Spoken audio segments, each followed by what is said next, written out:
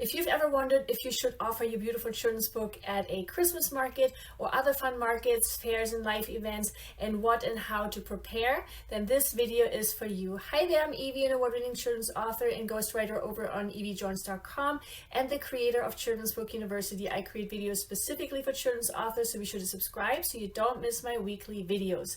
This video is packed with information and ideas, so I have organized it into 3 sections.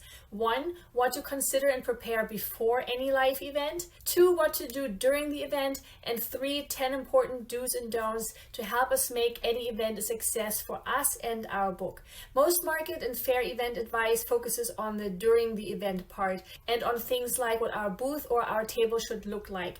And that's important, of course, but doing the prep work beforehand is equally important to really help us set ourselves up for success. So let's begin with just that. But before we jump in, I wanted to share a really important side note here. When it comes to measuring how successful a market event has been, many authors and most market vendors for that matter often only consider how many books they have sold during that event. But attending a fair can be so much more than just our book sales. As children's authors and as local authors, we have such a wonderful advantage at local fairs, mainly because most fairs or markets do not have authors present, let alone children's authors. So there is virtually no competition. So if we prepare properly, a fair can be one of the best networking grounds that can open so many doors and create so many amazing opportunities for us. Be it for future buyers that may not buy at the fair itself, but who have learned about us and our book and who are going to look us up and purchase our book at home. Or it might be the connecting of the local librarian who happens to come across our book at the fair and who invites us to share our book during the library's weekly story time. Or it might be a teacher of our local elementary school who encourages us to call in for a school visit. And perhaps even a local boutique shop owner who asks us if she can carry our book in her boutique. So when looking at attending a market, I encourage you to look beyond just our book sales and consider the long-term payoffs as well. Now, with so many different market options out there, how should we decide on what markets to attend? Here, it's always best to start by already having a budget for the market fee in mind, because depending on where we live, the type of market or fair, and the season, the cost of a table or spot may already narrow down which and how many fairs we will be able to attend. Once we have a budget in mind, we will want to look at our different fair and market options and make a list of them to decide which ones might be most beneficial to us and our book. And to come up with and build our list of potential markets, there are 2 main ways that I have found to be really helpful. 1, we can simply search for key phrases like best festivals and fairs near me, and then go through those lists that pop up.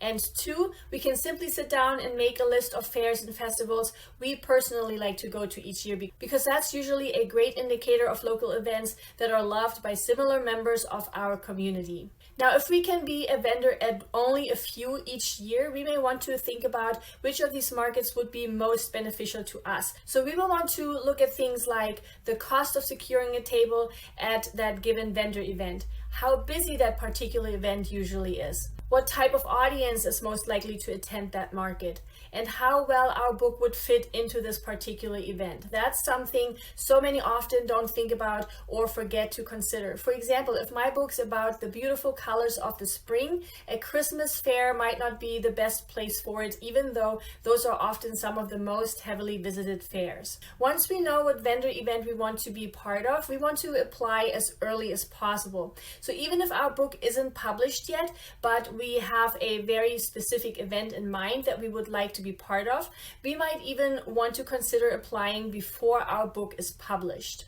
Once we know what markets we would like to attend, it's time to apply and fill out the vendor application form. Now, here's my very first ninja tip. Each fair or market application usually shares how much space is being given to each vendor. So we will want to make sure to take note of this so we can prepare our booth setup accordingly. This will really help with the planning of our setup. For example, what size of table we should be bringing with us. This goes hand in hand with looking at pictures that may have been taken during previous years for each market. Because again, this may help us see how the vendors were set up before. For example, are there canopies or just tables? Are the canopies seats open or enclosed on the sides? How close are the vendors placed together? And are the tables or booths on just one side of the aisle or on both sides? Oftentimes, the vendor application or agreement is very specific on how we can set up our table. For example, do our banners or displays have to be located within our allocated space, or would we be able to place them slightly in front of our stand? Will we be provided with a table? Or do we bring our own? If we can bring our own, does it have to be a specific size? If this is a multi-day event, will we be able to store our belongings and set up overnight in a secure location? Or will we have to take it all back home with us each day? Now, when it comes to our display, we as children's authors want to make it as playful and colorful as possible, both to complement our book as well as to help us stand out from all the other tables or booths around us. So let's look at some fun setup and display options here. But please know that we won't need all of these items for our first vendor events. Instead, we can start with the essentials and then add to our equipment over time. So please keep this in mind as we are looking at these different display options. Let's begin with a surface, a table. The best option table-wise is always a foldable 6 by 3 feet table. It doesn't really matter what type or what it looks like, because ideally we will want to cover it up with a tablecloth. And here a fitted spandex table cover is always a great idea, because that way we won't have to worry about it flying around if it is windy. And they are really inexpensive and come in all sorts of colors. To make it as easy as possible for you, I went ahead and made a list of all those items that I'm about to share with you that are all available over on Amazon. I shared the link to it in the description below. The front of our table is a really great place to add something that might already help us visually attract passing people. So on top of that tablecloth, we will want to put some sort of customized runner with an easy to read and easy to understand message. And the reason for this is because customizing a runner is much more cost effective than ordering a customized tablecloth. Now, when it comes to what we should be putting on that runner, we will want to be really smart about the design and create something that is evergreen, meaning a design we can use over and over again, no matter what time of year, no matter what type of event, and no matter how we may grow as authors. So this design right here is a great example for multiple reasons.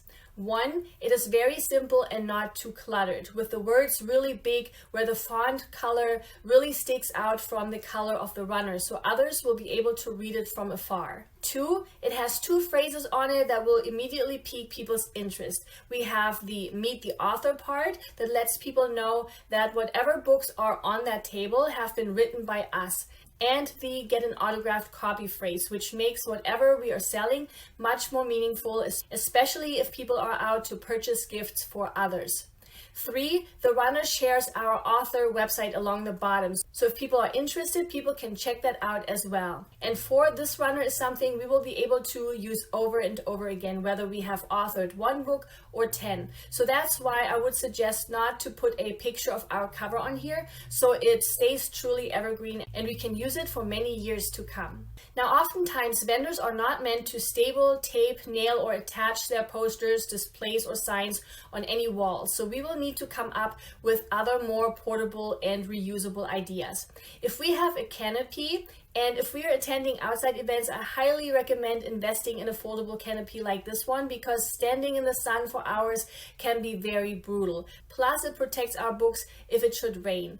Again, I shared the links in the description below to all these items, including this canopy and all the banners and posters I'm about to mention. So if we have a canopy, we can easily hang a sign or banner from the 2 back poles, like this example banner right here.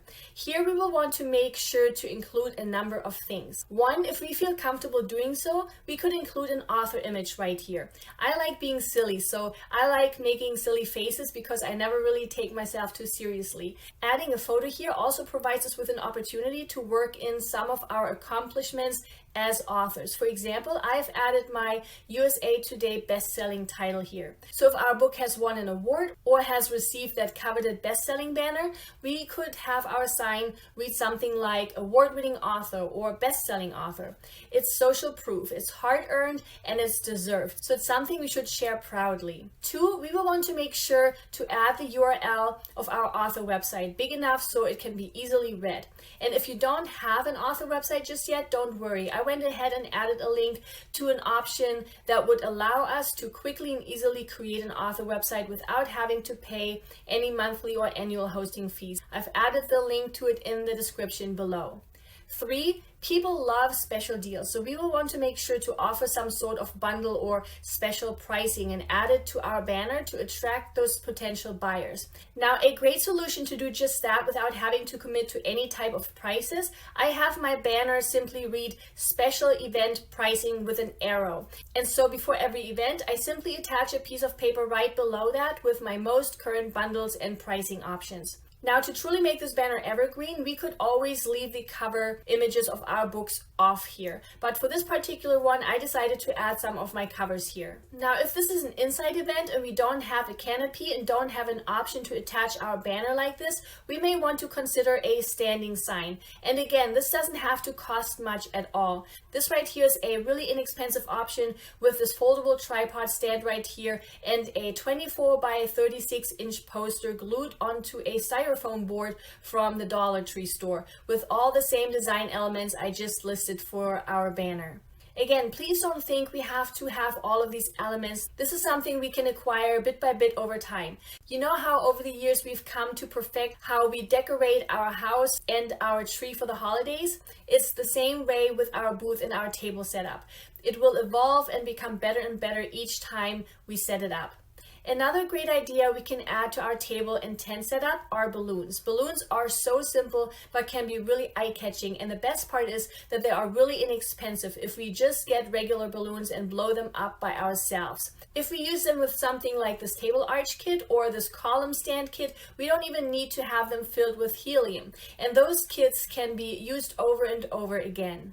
Now, something that can really help with the growth of our social media following is if buyers take pictures, share them, and tag us in them.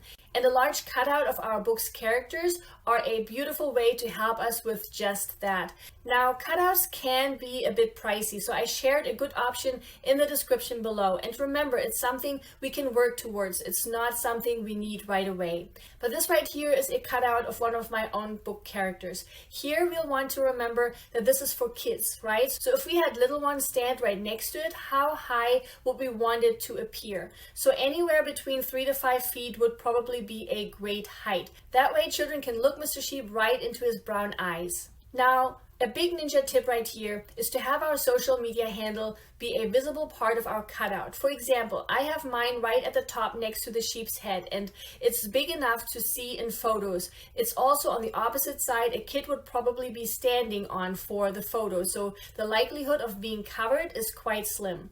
And here we can emulate what we see influencers do on social media all the time, where they create incentives for us to like, follow, tag, and comment on their posts. Oftentimes, these incentives are to get a chance to win something. So here we can ask ourselves, what would be a fun incentive we could give people to post a picture they just took of their kids with our cutout, to tag us in it, and to follow our social media account. These incentives can be as little and inexpensive as giving them a sticker of our character, or it could be as big as taking 5% off their book purchase. But giving them a sticker is always easiest and also the least expensive for us. And here we could even prepare a little index card that holds the rules they must follow in order to receive their free sticker. And we could simply attach that sticker with a piece of tape so it's really easy to hand out. It's such a cute and creative way of doing this that I have seen others use during multiple market events already. Here we will want to make sure to include the handle of those social media accounts we would like to grow the most, like Instagram and Facebook. And to make it even easier, we could add our QR codes that lead directly to our social media profile and even our website. If you have any questions regarding what social media platform would be best for you, I've shared the link to my videos that are all about social media for us children's authors. And I also have a video on how to create our very own free QR code, and that's in the description below as well. And a great place to order little die cut stickers like this one is Sticker Mule. I've shared the link to it in the description below. They also have holographic stickers now and glitter stickers, which makes this option even more fun. Now that we have all our big items set up, let's take a look at our table and some fun things we can add that will make it really appealing so people want to check out our books. The best way to display our books is to have them propped up, and the way we can do this is by getting a couple of simple, inexpensive book stands. That way our setup is a lot sturdier during windy days as well, so our books don't get blown over. Now, something I get asked quite often is how to fill our table if we only have one book. Here we can simply prop up the same book a couple of different ways. For example, we can have one the regular way where we see the front cover. If our back cover is colorful and fun as well, we can have one that shows the back cover. And we can have one propped up book that is open so it shows a particular intriguing part of our story. Besides those propped up books, it's always a great idea to have a number of copies placed on our table, maybe even a small stack of them. That way, it's much easier to grab them and people are less worried about messing up our display, because that worry really is a thing. So we want to make our table look as inviting as possible, where people feel that it's okay to pick up a copy and look through it. If we have a wooden box, we could even turn that one upside down and place a book on top of it. That way we are creating different levels and don't just have one flat surface. That always makes this place more interesting and eye-catching, and this works especially well if we have more than one book. One thing I would try to stay away from is to use wooden boxes as some sort of shadow boxes where we place our book inside it. This just makes it harder to see our book and to grab our book. So simply use these boxes to elevate and lift our display. Another wonderful item we can place on our table are little crafts and activity sheets, like fun coloring pages or little mazes, for example.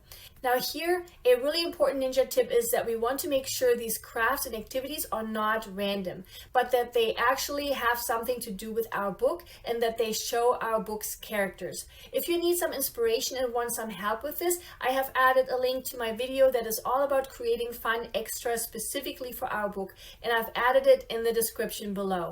If our craft needs crayons or scissors or glue, we want to make sure to provide those things as well. Here we could buy a big pack of crayons, for example, grab 3 at a time and tie them together with a little piece of string, and then place those individual crayon wraps in a little basket next to our craft. Now, no matter what printouts we are preparing, we'll want to make sure it shows our book, our website, and where our book can be purchased. Because even if people don't buy directly from us during the event, they may do so later.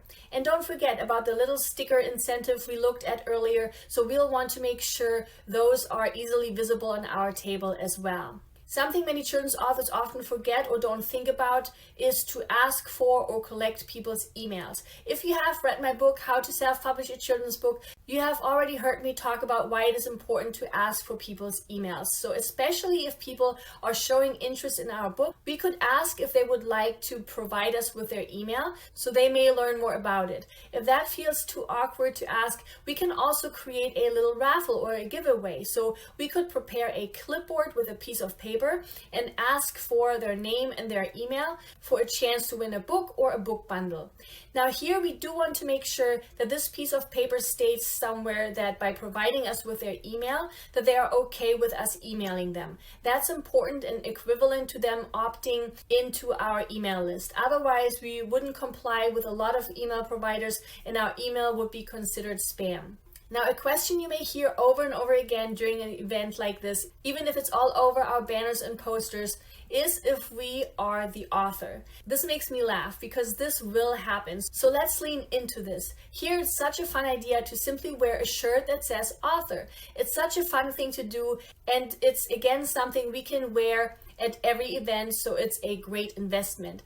These come in different colors and sizes, and the link to it is again below. Earlier, I already hinted towards the importance of special pricing during events like this. So let's talk about pricing and about the different payment options we can offer, because that's really important and something we will want to make as easy for everyone as possible. First of all, it's really important to make our pricing really clear. It's a great idea to have it directly on our banner, as I previously shared, and also on those books that are on our propped up stands. Here, it's always easiest to have full dollar amounts as our prices, like $10 or $12 instead of $10.99 or $12.99. And we also don't want to mess with having to add taxes. So all our prices should already include those. For in-person events, it's always best to have bundle pricing available, where the more copies someone buys, the more cost effective it will be. For example, if we sell one copy for $15, then a great bundle could be to offer 2 books for $28. Whatever our bundle pricing is, we'll want to make sure we have these prices displayed either on our banner, a sign on our table, or both. Bundles can also be created by adding something besides an additional copy of our book. If we really want to go in, we could, for example, have our book character turned into a stuffed toy, like author Dr. Danielle Kamer did for her beautiful book, Sophie Won't Sleep. Here we could order them in large numbers to make them more cost effective. I went ahead and added 3 different options in the description below where we could order these from. Now, here's another great ninja tip of mine. There will always be people that will ask us for the price even if they know it, in an attempt to get an even better deal or to start haggling with us. Don't you do it. Don't you give in. These are your prices for a reason, so stick with them. So what we can do instead preemptively, if someone asks us for the pricing of our book, we can respond by saying something like this. The book is $15, and if you would like, I'd be happy to sign it for you and add a personalized dedication for whomever you would like to gift it to. That way, people are often less likely to try to haggle with us, mainly too because they are actually getting something that they wouldn't get if they were to order our book online. And we feel less awkward sharing our prices because this adds just a little bit more value. Now, there are a number of ways we can collect the payment. That's cash, credit cards, and direct money transfers via PayPal and Venmo, for example. So we will want to prepare for all of them. For cash payments, we will want to make sure we have some change ready, either in a lockable cash box or in a fanny pack that allows us to keep it with us at all times. For credit card payments, we can quickly and easily get a card reader that connects to our phone. I got mine through PayPal, and they're usually free for new users or fairly inexpensive. And for direct money transfer payments, we can create a quick table display that shares QR codes that go directly to our paypal.me page or quickly share our Venmo username. And we can slide those sheets quickly and easily into a sign holder like this one right here that makes it look professional, and we can use it again and again. Now that we are officially set up, let's wrap it up by looking at the 10 most important do's and don'ts when attending market events. Number 1, don't sit down. Don't do it. I know it's so tempting to hide behind our table, especially if you are an introvert like me. I know it's so hard, but every time you want to crawl back into your shell, remind yourself how much work you have put into your beautiful book and into the preparation of this event. Now is the time to help your book shine. It's no longer about us and what we would rather do. Instead, it's all about our book and about helping little ones discover it so they can hold it in their hands and benefit from it. So don't sit down. Number 2, do talk to everyone. I know it's not getting any better, but being the one that approaches others instead of us waiting to be approached will make all the difference. Please believe me here. To make this easier for us, it always helps to prepare our first line we could approach people with. Sooner or later, people will ask what our book will be about anyway, so we will want to have a soundbite prepared either way. So for one of my books, while holding it in my hands, I could say something like this. Hi there, have you heard about Ego Shiba Knittery, where Ego learns a thing or two about being a bit less braggy and more humble instead? If we are excited and passionate about sharing our book, others will be too. So have this first line ready you can approach people with. Number 3, Don't assume only moms and grandmas will be interested in buying our book. We just never know who is looking for a great present. So be open to everyone and approach everyone with a big smile and with that special one-liner you have prepared. Number 4, don't forget about the packaging. Here, simple paperbacks are a great inexpensive solution like these right here, and we can even have customized or branded stickers that we can use to close these bags with. Number 5, that's a big one. Do make sure to take lots and lots of pictures of the event and your setup. Those will be fantastic to share on social media and will help you remember how you set up your booth or table. That's definitely something I wish I had done when I went to events, so make sure you do. Number 6, do have your one sheet ready. We never know what opportunities may come our way during events like this, so we will want to be prepared. I have a whole separate video on this fantastic marketing tool along with a template I created for you, so I made sure to share it in the description below. So don't forget to have a couple of copies of your one sheet ready. Number 7, do get to know fellow vendors around you. This will make this event so much more fun if we can cheer each other on and support one another. And I had it happen more than once where neighboring vendors bought one of my books for their little ones. Number 8, do consider having a buddy with you that can help you during the event. This makes bathroom breaks and little food and coffee runs so much easier. Number 9, do plan ahead with these things. If you plan to participate in vendor events, go now and apply now, and then prepare and order things well in advance. So you have your signs, your cutouts, your banners, your equipment, and your author copies of your books all ready to go well in advance. And number 10, do have fun. Participating in these events is all about connecting with our readers. Be proud of your beautiful book you put so much work and time and tears into, and do see each time as an experience you can learn from. If something didn't go as planned, if we didn't sell as many books as we'd hoped, no big deal, because there's a lesson learned and there's a new event just around the corner. Remember, we either win or we learn, so it's a win-win either way. This was such a long one today, so I hope you found this helpful and that it got you excited about your next or first upcoming vendor event. I've shared the big list of items I mentioned throughout my video in the description below. Please feel free to share your biggest takeaway and thoughts as a comment below. And if you have already been to a number of such events, feel free to share the things that have really helped you during those fairs and that I may not have covered in this video. Please give this video a thumbs up and subscribe if you haven't yet. It really encourages me to keep making videos for you just like this one. Here's to sharing our beautiful children's book far and wide, one market at a time. Bye!